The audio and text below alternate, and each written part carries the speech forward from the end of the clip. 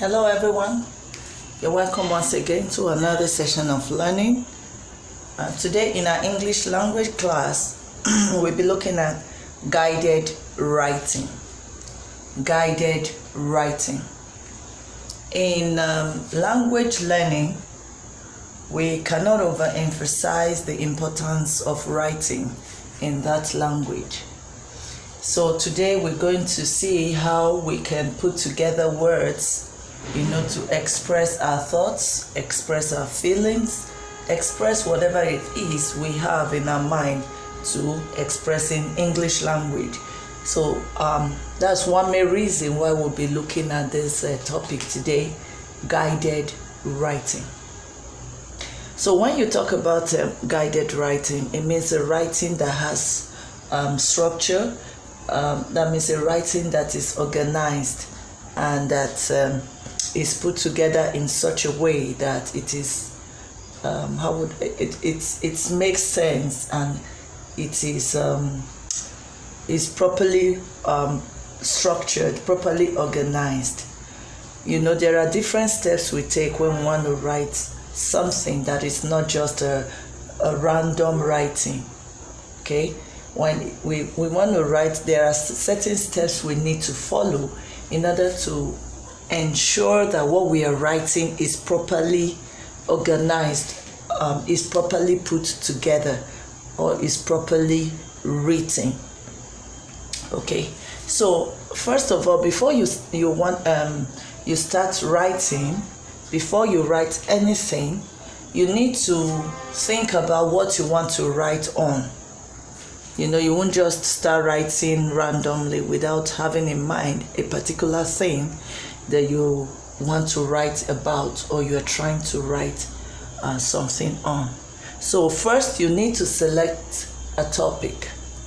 You have to select a topic that you want to write about.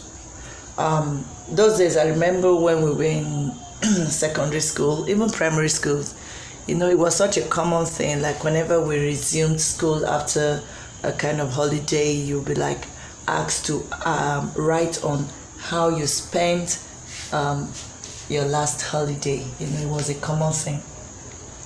So such is an example of a guided writing. Like, how did you spend your last holiday, or what would you like to become when you grow up? Things like that. So first of all, before you start writing, you need to select a topic. What do you want to write about? Is it my best season, my best friend, or the city I love most? There are different things you can write on. So first, you need to choose the topic you want to write on. Now, after you have chosen that topic, you need to brainstorm. What does brainstorming mean? It means you need to think. You need to task yourself with the act of thinking on that particular thing you want to write about. You think about it deeply, okay, and try to bring out ideas about that topic. You think and try to note down the important things about that topic that you need to write about. So when you brainstorm, you're now thinking about that topic deeply. You're thinking about it like you need to bring out the things that are important about that particular topic that you need to write about. And as you are brainstorming, you are noting them down. You are writing them. You don't just brainstorm and you leave them in your thoughts. No, you need to write them down, because there is no way you can remember everything if you do not write them down. So as you brainstorm, you write them down. You're gathering different ideas and you are noting them down. Now, when you are done with brainstorming, the next step is for you to organize those ideas. Remember, you selected a topic. When you selected that topic, you now brainstormed, you thought deeply in order to bring out ideas on that topic. You thought deeply to bring out the important things that you need to write about concerning that topic. Now you have done that and you have written those ideas down. You need to organize your ideas.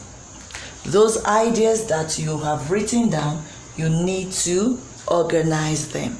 Why is it important to organize your ideas? It's important to organize your ideas because when you organize them, it makes your writing to have meaning. It allows your writing to make sense to whoever is reading it. Like you have a room, for instance, you try to organize your room to make it neat and all of that. When somebody walks into an organized room, the person loves it. There's nobody that doesn't love an organized room, but when your room is messed up, is scattered and all of that, it creates a bad impression. Somebody walks in like, what is this? It's the same way with your writing. If you do not organize those ideas that you brainstormed, that you brought about during your thinking section, your writing will not make sense to people. Nobody will appreciate or like what you are writing. It will look scattered, okay? It will not be organized. It won't be neat. It won't be nice. So you need to put together those ideas in an orderly manner. You need to organize them. There has to be a kind of flow, that will make the writing to look nice and meaningful. So after you organize your ideas, the next thing you need to do is to create what we call an outline. An outline is like a sketch, You bring it out like, okay, I'm going to use this part of my idea as introduction. Okay, when you create outline for a guided writing, there are 3 basic parts to such writing at this your level. You have the introduction part, the body part, and the conclusion part.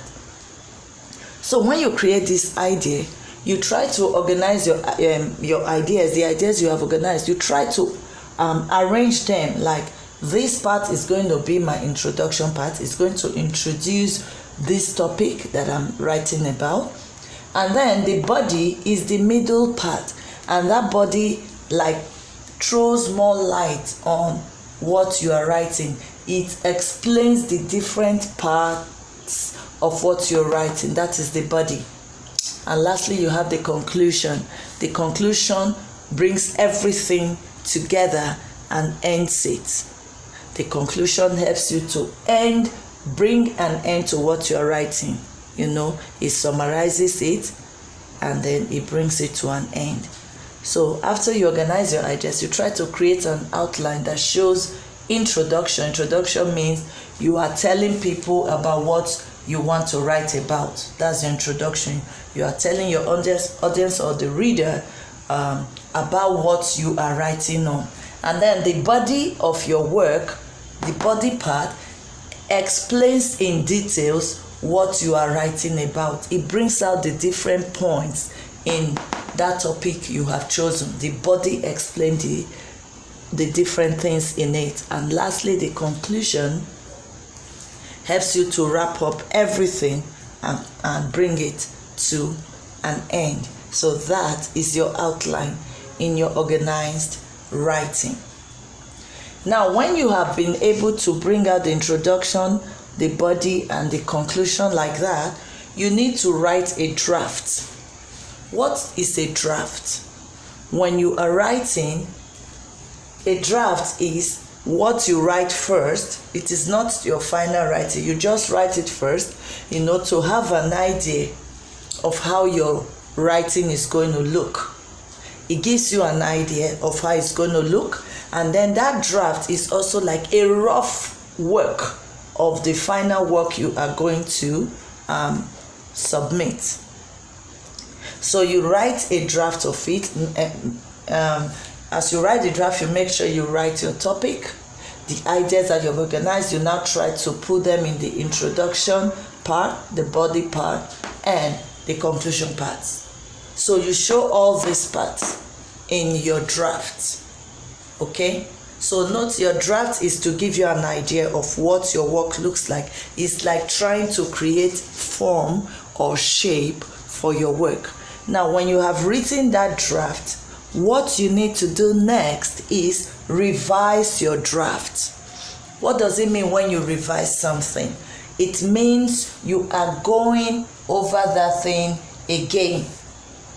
The draft you have written, that rough work that you have written, okay, you are now looking through it again. You are going over it again. Why? You need to go over it to see where there are mistakes, to see where you need to add more words, to see where you need to add more ideas or throw more light on an idea you have stated, something you have written, where you need to add something to it, or something you have written where you need to remove something from it. You could have written what you didn't need to write. So in revising, you start looking out for those things. You look out for what shouldn't be there to remove it, or what should be there that you didn't put in order for you to add it. And then you edit. What is editing? Editing means you are effecting the correction. Whatever thing you notice that shouldn't be, you start putting it or removing it. And what needs to be that is not, you start adding it. So you revise and edit the draft. So as you are revising and editing the draft, remember, nobody tells you must write it only once or twice before your final copy. No, it depends on you. As you are revising and editing this draft, you can be writing it out again. So this could be a second draft. It doesn't necessarily have to be the final version of what you're writing. So you revise, as you revise and edit, be writing it out, be writing it out. And when you are done, you can go over it again. Go over your work for as many times as you want. You are not restricted or limited to in a certain number of times in writing a draft. So as long as you feel there is something you still need to correct, as long as you feel that, your work is not yet perfect and you can still do some corrections and some editing, go ahead and do it until you're satisfied with your work. And then you write the final version. Okay? You write the final version. I hope we're getting what we are trying to explain.